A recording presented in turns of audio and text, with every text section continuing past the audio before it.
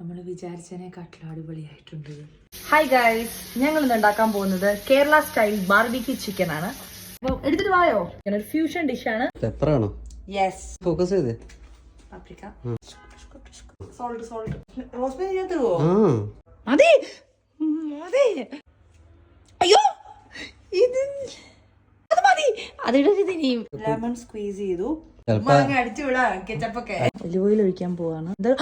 അത് മതി. ജീവനോടെ ഉണ്ടെങ്കിൽ വീട്ടിലുള്ള എല്ലാ പൊടികളും ഇടാം. എന്തൊക്കെയോ ആയി തീരും. നന്നായിരിക്കും. Hi Ruth. ഉള്ളിലൊക്കെ കയറ്റി വിടുന്നുണ്ട്. ഒരു സ്പെഷ്യൽ ഐറ്റം ഉണ്ട്, സവാള ആൻഡ് ഉരുളക്കിഴങ്ങ്. ഇതാണ് നമ്മുടെ മറ്റേ മസാല. അങ്ങനെ നമ്മൾ ചിക്കൻ ഒക്കെ പ്ലേസ് ചെയ്തു. ഇത് എത്രയില ഇടുന്നത്? ഡിപ്പെൻസ്, അത് മാറ്റിക്കൊണ്ടിരിക്കണം. അങ്ങോട്ടും ഇങ്ങോട്ടും തിരിച്ചു മറിച്ചും ഒക്കെ നമ്മൾ ഇടും.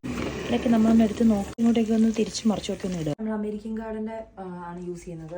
BBQ സോസ് ഇങ്ങനെ സ്പ്രെഡ് ചെയ്ത് ഇങ്ങനെയൊക്കെയാണെന്ന് തോന്നുന്നു.